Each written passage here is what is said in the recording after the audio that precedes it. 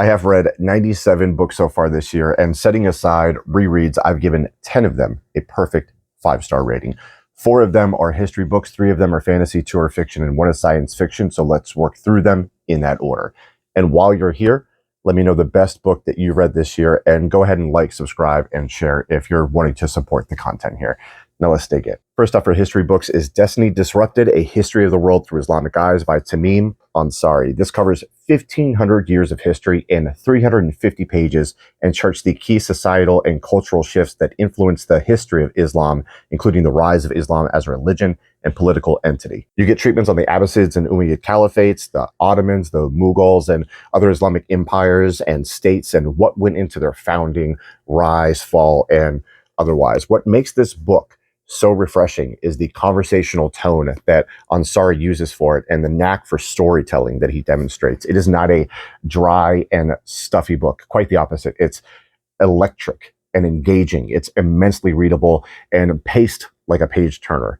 Now, instead of treating this like a comprehensive work, I treated it like a sampler platter. I highlighted interesting facts and theories and also took notes of which periods I'd like to know more about so I could follow up with additional resources.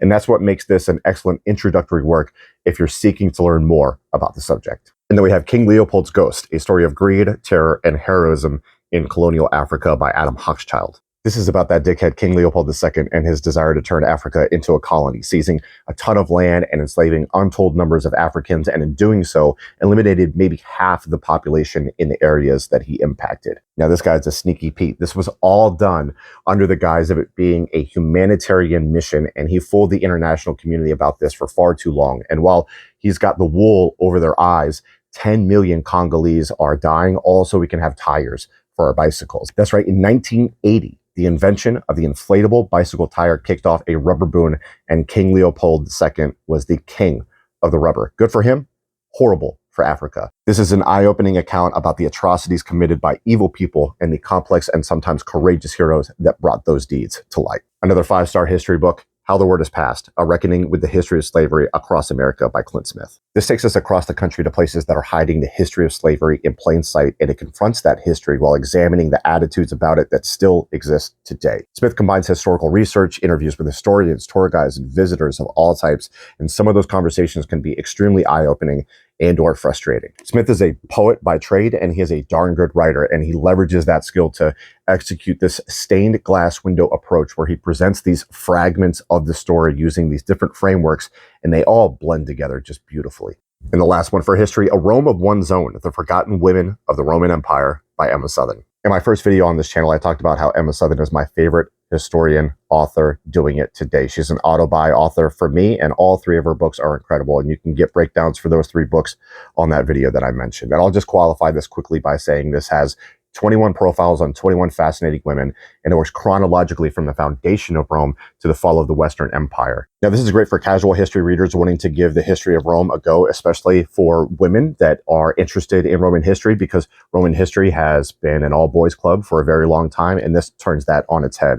And a quick heads up, the UK title for this is A History of the Roman Empire in 21 Women. Now, that's history in the books. Let's transition to the 3 fantasy books that I rated 5 stars so far this year. Now, I know you've probably seen this book in the science fiction section at your local bookstore, but the author herself said that despite the time travel elements, there's no science in it. In fact, she says it's more of a grim fantasy or grimdark fantasy. And I just so happen to love grimdark, which I talked about in my first video on this channel as well. Anyway, the book is Kindred by Octavia Butler. The basic premise is our protagonist is a Black woman living in 1976, and she's repeatedly transported back to the early 19th century, more specifically to a plantation in the antebellum South. So this novel is a depiction of slavery and how a modern Black woman would process being thrust into this. It's about power dynamics, trauma, social constructs, and the whitewashing of history. Now, this presents tough, thought-provoking questions that stick with you long after you've finished it, and it also serves as a warning. I read a lot of history books where you realize just how thin the veneer of civilization is and how shockingly quick it can be torn away under the right circumstances.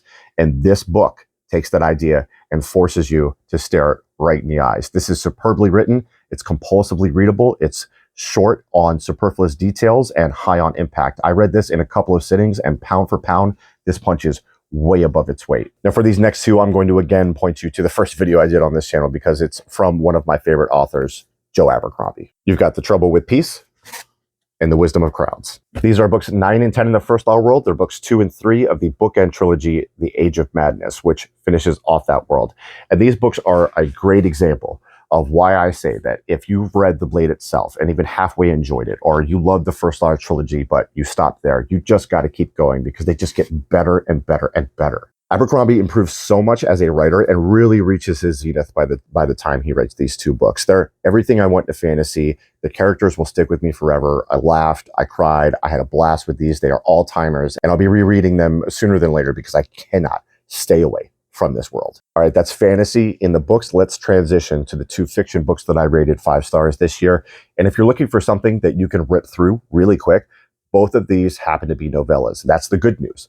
The bad news is that they might have a weird impact on your mental state once you're done with them. First up, we have A Short Stay in Hell by Stephen L. Peck. You can take this puppy down in less than 2 hours, and by the end of it, you might be questioning the meaning of life. I mean, this thing will bake your noodle. And for that reason, I could see why this would be classified as a psychological horror. Also, if you've read Piranesi and enjoyed it, I think this does what that does in a less frustrating style. It's definitely less confusing anyway. The plot of this story takes place in hell, and that hell is run by a corporate demon, and that demon sends you to a library that's impossibly large.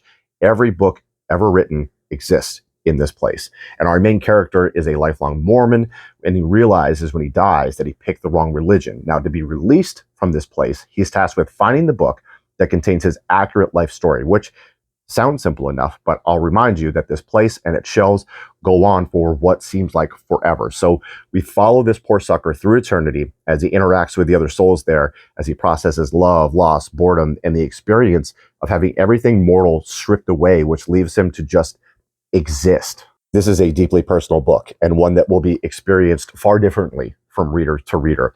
I know what my experience was like, and it was a doozy, and I'd be fascinated to know if you've read this and how you experienced it. Jiyoung Born 1982 by Nam-Joo is another psychological book that was such a frustrating read, but really helped me understand the 4B movement in South Korea, which is worth a Google because it's pretty interesting, but it also demonstrates how impactful this was with its Korean audience because it became synonymous with that movement. This explores what it's like to be a typical woman in South Korean society and explores themes of sexism, inequality, misogyny. And what solidified this as a 5-star read for me was the ending. It's so flawlessly executed and encapsulates everything this book is railing against in such a small amount of words. You have to read it to see what I mean. And finally, we have the solo science fiction book that I rated 5 stars this year, and this should come as a surprise to no one. It is Project Hail Mary by Andy Weir. I think the only thing that would stop somebody from enjoying this book is if they're just dead set against hard sci-fi, and I don't even know if it's hard sci-fi. It's definitely harder sci-fi than most, but I think it might be like more like half chub sci-fi. Like there are definitely stretches where you're ingesting a lot of sciencey things and equations and all that, and I did catch myself kind of going brain off for those moments, and that was okay because Weir did an excellent job of getting to the end of those stretches, boiling it down to useful information that we, the gentle readers, could wrap our heads around, and he does all this while still advancing the plot, so it never felt like it bogged down the pacing. Plus, you learn the rectal temperature of a goat. How many books are cracking eggs of knowledge like that? I do think you should go into this pretty blind, so I'll give a quick description of the setup, nothing you won't find on the back of the book. So this guy wakes up in a spaceship with no idea of why he's there. The entire crew is, and he's got to figure out what the score is. And yes, I really do loathe the amnesia trope, but I actually like the way that it was utilized here. And side note, I immersion read this, so I did the audiobook and then I read along with the physical book, mainly because people kept raving about the narrator's performance in the audiobook. And I'm here to tell you, they were 100% right. This is an elite audiobook experience. So that's the 10 books that I rated 5 stars in the first 3 quarters of September. If you've read any of these, let me know your thoughts on them in the comments. I thank you again for joining me here and making it to the end. Make sure to smash the like and subscribe button to the channel, and I'll see you on the next one. Appreciate y'all.